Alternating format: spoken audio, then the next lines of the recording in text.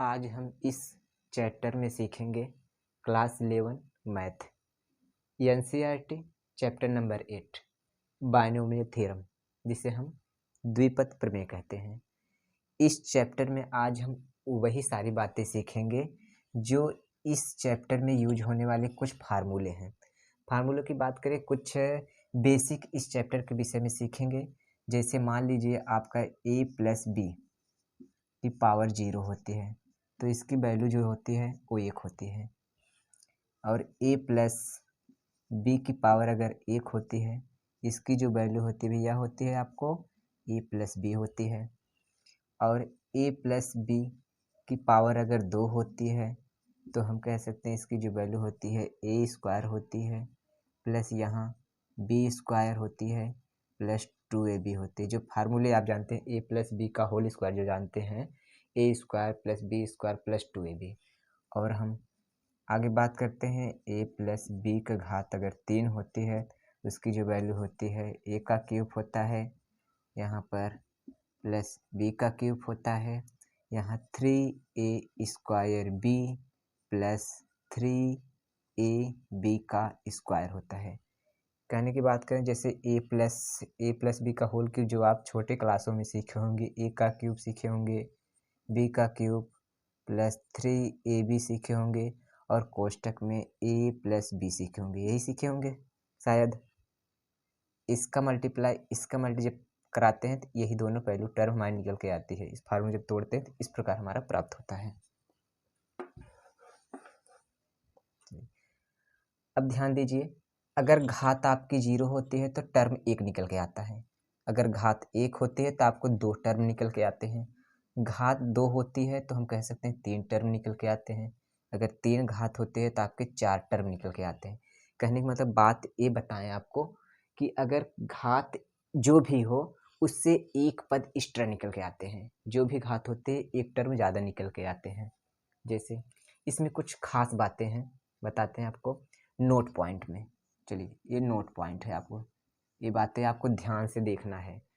Note point, पहला point note में बात करें, यदि a प्लस बी का पावर n का मतलब कोई संख्या हो सकती है, कोई संख्याएं हो सकती है। यदि a प्लस बी का पावर n हो तो n प्लस 1 पद प्राप्त होते हैं। चलिए ये पहला पॉइंट था। दूसरे पॉइंट की बात करें, इसमें दूसरे पॉइंट की बात करें कि अगर ध्यान से देखा जाए यहाँ a प्लस बी छोटा फार्मूला लेकर हम आपको सिखाते हैं a प्लस बी का होल स्क्वायर। जैसे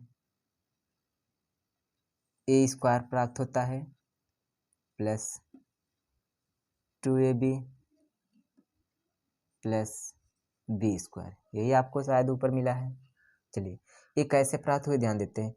ये जो नंबर है ना, a की घात हम जानते हैं घटती है। जैसे a का पावर जो है यहाँ पर a का स्क्वायर है तो यहाँ पर देखिए ये घात 2 है तो यहाँ पर घात 1 हो गया, तो फिर a की घात यहाँ पर प्राप्त हो जाएगा 0। और जो b की घात होती है आपको बढ़ते हुए क्रम में प्राप्त होते हैं, यानी कि पहले 0 प्राप्त होती है b की घात, फिर b की घात 1 प्राप्त होती है, फिर b की घात 2 प्राप्त होती है। इसी को अगर हम सॉल्व करते हैं, किसी की घात अगर 0 होती है तो उसका वैल्यू 1 होता है। हम जानते हैं 1 का मल्टीप्लाई जब हम यहाँ a स्क्वायर में करेंगे तो आपको a स्क्वायर ही प्राप्त होंगे। प्लस यहाँ पर देखिए ए 2 एक मतलब पावर जो 1 1 है तो इसका मतलब कुछ नहीं, a भी आप लिख सकते हैं। प्लस यहाँ पर a की घात अगर 0 है तो इसका वैल्यू 1 हुआ, तो अगर b स्क्वायर में मल्टीप्लाई कराएंगे तो आपको b स्क्वायर प्राप्त, ठीक है, वही प्राप्त हो। चाहे इसमें भी देख लिए जाए, यहाँ पर भी एक जो पहला टर्म होता है, पहला पद होता है, a की घात आपको घटते हुए क्रम में प्राप्त होते हैं। जो कि पावर जो भी पावर रहेगा, जो 2 पावर है 2 हो गया, फिर 1 हो गया, 0 हो गया, फिर b की घात बढ़ते हुए क्रम में प्राप्त होंगे। जैसे b की घात 0 है तो फिर b की घात 1 है तो b की घात 2 है, इस रूप में प्राप्त होते हैं। दूसरा पॉइंट नोट पॉइंट ये बताते हैं आपको, जैसे यहाँ आप लिख सकते हैं a की घात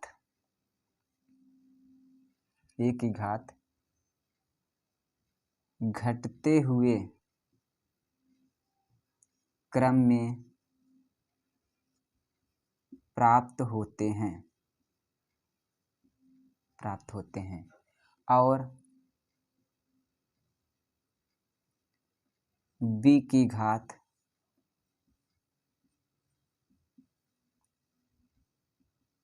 बढ़ते हुए क्रम में प्राप्त होते हैं। ये दो खास बातें हैं, मतलब नोट पॉइंट है दो आपके, फिर विशेष ध्यान देना है। और आगे बात करते हैं, इनके गुणांक किस रूप में प्राप्त होते हैं। इनके गुणांक, ये तो टर्म की बात हुई, जितना घात रहेगा एक्स्ट्रा टर्म प्राप्त होंगे, और जो इनके पावर हैं ए की घात बढ़ते हुए घटते हुए क्रम में प्राप्त होते हैं और बी की घात बढ़ते हुए क्रम में प्राप्त होते हैं। और इसमें भी और कुछ खास बातें हैं, कुछ नोट पॉइंट ये भी है कि देखिए आपको किस रूप में प्राप्त होने के गुणांक की बात करते हैं। आगे गुणांक कैसे प्राप्त होते हैं, जैसे घात की बात करें, आपको घात, जो आपकी घात है यन बराबर हम 0 लेते हैं, यानी कि एक घात है, यन की वैल्यू अगर 0 है, मतलब घात जो है आपकी 0 है, तो जो आपको प्राप्त हुआ है 1 प्राप्त हुआ है। अगर यन बराबर घात 1 लेते हैं तो आपके गुणांक, जो इनके दोनों के गुणांक है, यहाँ पर 1 और यहाँ पर भी 1 ही प्राप्त हुए हैं। यहाँ यन बराबर घात अगर हम 2 लेते हैं, घात देखिए 2 लिए तो यहाँ इसके गुणांक फिर 1 प्राप्त हुए हैं, बीच में गुणांक 2 प्राप्त हुआ है, फिर लास्ट में गुणांक जो है 1 ही प्राप्त हुआ है। अब यन बराबर 3 की बात करें तो आपके जो घात प्राप्त हुए हैं, यहाँ पर 1 घात प्राप्त हुआ है, यहाँ पर फिर 3 प्राप्त हुए, फिर यहाँ 3 प्राप्त हुए हैं, फिर लास्ट में 1 प्राप्त हुए हैं। ये किस रूप में आपको प्राप्त होते हैं, ध्यान दीजिए। अगर किसी टर्म को देखा जाए, इस टर्म को ऐसे ऐसे ऐसे मिलाएं, आपको त्रिभुज प्राप्त होगा। जैसे ऐसे हो गया, इस रूप में त्रिभुज प्राप्त होगा।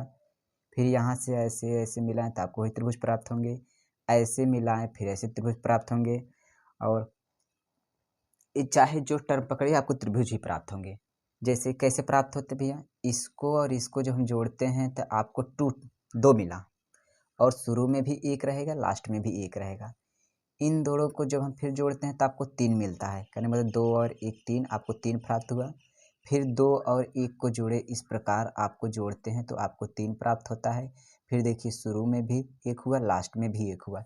इस प्रकार हम कह सकते हैं, अगर यन बराबर हम 4 वैल्यू रखें तो यहाँ पर भैया इसको और इसको जोड़ते हैं तो आपको 4 प्राप्त होता है, और फिर इसको और इसको दोनों को जोड़ते हैं तो यहाँ भी आपको 6 प्राप्त होते हैं। 3 3 6 हो जाएगा। यहाँ भी आपको जब इसको जोड़ते हैं, इसके यहाँ पर आपको 4 प्राप्त हो गए। शुरू में भी 1 लगाना है, अंत में भी 1 लगाना है। इस रूप में ये ऐसे, ये जो प्राप्त हो रहे हैं इसे हम पास्कल त्रिभुज बोलते हैं। क्या बोलते हैं भैया, पास्कल, पास्कल त्रिभुज कहते हैं, पास्कल त्रिभुज कहते हैं। कहने का मतलब तीसरी पॉइंट की बात करें, जिनके गुणांक प्राप्त होते हैं, जो गुणांक प्राप्त होते हैं,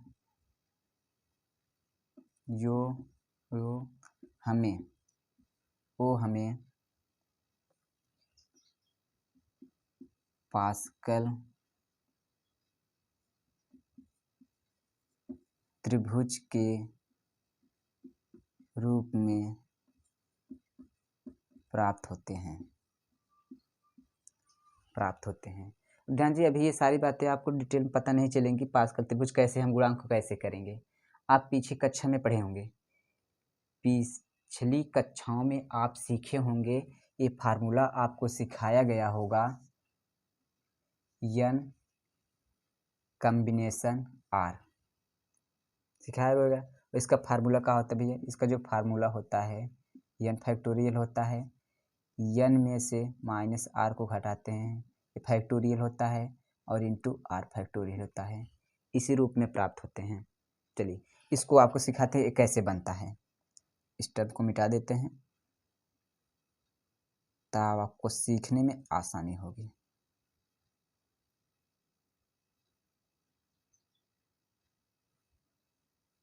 चलिए यहाँ पे देखिए घात 0 है, तो यहाँ 0 C 0 बराबर 1 होता है।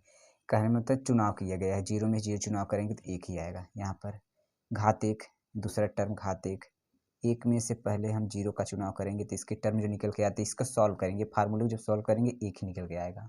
यहाँ एक फार्मूले एक, ये आपको एक निकल के आता है।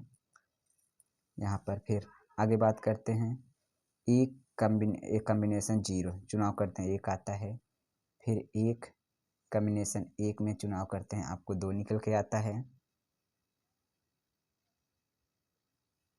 सॉरी शायद मिस्टेक हुआ थोड़ा सा, यहाँ पर दो की घात देखने में ये दो होता है।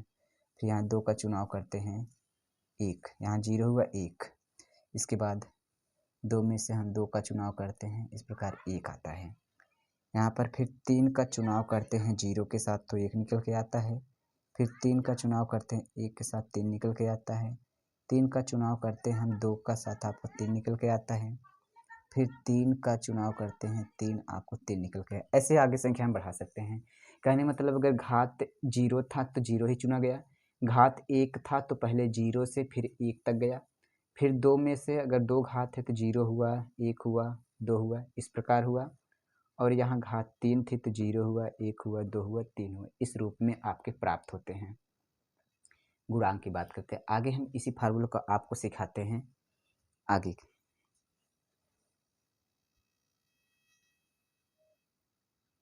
चलिए आगे सीखते हैं। फिर जैसे आपको मान लिया जाए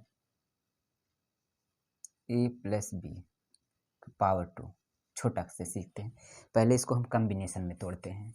आपको सिखाया गया घात अगर दो है तो दो का चुनाव करते हैं पहले जीरो के साथ, आगे प्लस, थोड़ा सा डिस्टेंस बनाएंगे, आपको सिखाएंगे अभी। उसके बाद दो का चुनाव करते हैं एक का, दो से चुनाव एक का करते हैं, फिर प्लस दो का चुनाव करते हैं दो के साथ। यानी कि जब तक ये टर्म बराबर ना हो जाए तब तक हम जाएंगे। जैसे यन टर्म यन तक बराबर हो गया तो हमें छोड़ देना, वहाँ नहीं जाना। हम दो में से हम तीन का चुनाव नहीं कर सकते क्योंकि पिछली कक्षाओं में आप सीखे हैं इसे। चलिए ये तो हम संचय तोड़ दिए आपका। अब बात करते हैं, आपको ये सिखाया गया नोट पॉइंट में लिखा है एक ही घात किस रूप में प्राप्त होती है भैया? घटते हुए क्रम में प्राप्त होते हैं। कहने का मतलब एक की घात यहाँ पर आपको पहले दो प्राप्त होगी क्योंकि पावर जो है वही आएगा, और एक की घात आपको एक के रूप में प्राप्त होगी, फिर एक की घात आपको जीरो के रूप में प्राप्त होगी। ये तो एक ही बात हुई। बी किस रूप में प्राप्त होते हैं? बी बढ़ते हुए क्रम में प्राप्त होते हैं। कहने का मतलब पहले जीरो आता है, बी के पावर एक आता है, फिर बी के पावर दो आते हैं। इसको तोड़ते हैं, इसको सॉल्व कीजिए। अब दो में से एक, जैसे आपको इसको सिखाते हैं, दो संचय जीरो है और इसको जब हम फार्मूले के तोड़ते हैं तो 2 फैक्टोरियल होता है और 2 माइनस जीरो फैक्टोरियल हो जाएगा और ये 0 फैक्टोरियल होता है इक्वल, ये 2 फैक्टोरियल हुआ अपान दो में जब जीरो घटाएंगे तो 2 ही फैक्टोरियल आपको प्राप्त होगा, ये 0 फैक्टोरियल प्राप्त होगा। 2 से 2 कैंसिल और ये बचेगा जीरो, ऊपर बचेगा एक में पूरा कैंसिल। 0 फैक्टोरियल की वैल्यू तो एक होती है, यानी कि ऊपर एक बच्चा ए बराबर एक ही आएगा। मतलब इसको हल करने पर आपको एक ही प्राप्त होते हैं फार्मूले ऐसे तोड़ के। ये जो इसका वैल्यू तो यहाँ से हमें एक प्राप्त हुआ इस टर्म को। और अगर घात जीरो है किसी, सॉरी यहाँ पर घात जीरो है, बी की घात जीरो का मतलब का मिलेगा आपको? एक ही मिलेगा। किसी की घात जीरो तो एक मिलता है, एक का गुणा जब हम एक में कराते हैं एक मिलेगा, एक को जब ए स्क्वायर में कराते हैं तो क्या है ए स्क्वायर ही प्राप्त हो। कहने मतलब आपको जो ये वैल्यू निकल के आती है ए स्क्वायर निकल के आता है। आगे प्लस इस टर्म को जब हम तोड़ते हैं, संचय को तोड़ते हैं तो आपको क्या निकल के आता है भैया? दो निकल के आता है। तोड़ के दिखा दें आपको, 2 फैक्टोरियल 2 संचय 1, इसको तोड़ दे 2 फैक्टोरियल ऊपर होगा, 2 में से 1 जाएगा तो 1 फैक्टोरियल होगा इंटू 1 फैक्टोरियल, ये बचेगा। और 1 फैक्टोरियल का मतलब क्या हुआ? कुछ नहीं। कहने का मतलब आपको 2 फैक्टोरियल मिला। 2 का फैक्टोरियल गुणा करेंगे 2 का बराबर 2 ही प्राप्त होगा। इस रूप में टर्म को प्राप्त होते हैं। इसको जब हम सॉल्व करते हैं आपको 2 निकल के आता है। फिर आपका ए का 1 है तो लिखना जरूरी नहीं है, 2ab हो गया प्लस। जब इसको फैक्टोरियल को तो हम सॉरी जब हम इसको तोड़ते हैं कॉम्बिनेशन को, संचय को जब तोड़ते हैं तो आपको ये एक निकल के आता है। यहाँ से एक प्राप्त होगा, बीच में गुणा, फिर ए की घात जीरो तो यहाँ भी एक प्राप्त होगा और बचे गुणे बी स्क्वायर। इसका मल्टीप्लाई करेंगे आपस में तो आपको बी स्क्वायर प्राप्त होते हैं। इस रूप में हमारे बायनोमियल थ्योरम प्रयोग किए जाते हैं। आगे हम एक का क्वेश्चन सॉल्व करके आपको सिखाते हैं।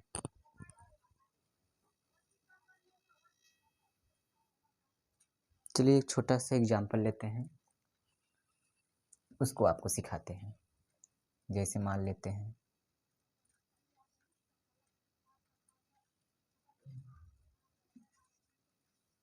10 + 2 का पावर 2। इसको सिखाते हैं, छोटे से फार्मूले को सिखाते हैं, बायनोमियल थ्योरम पर कैसे प्रयोग किए जाते हैं। चलिए इसको पहले कॉम्बिनेशन तोड़ते हैं। 2 कॉम्बिनेशन 0 टूटेगा, प्लस 2 कॉम्बिनेशन 1 हुआ, फिर प्लस 2 कॉम्बिनेशन 2 हुआ। ए हो गया। अब आपको ये बताया कि ए की घात क्या होती है भैया, 10। ए है तो ए की घात आपको घटते हुए क्रम में प्राप्त होते हैं, यानी कि पावर 2।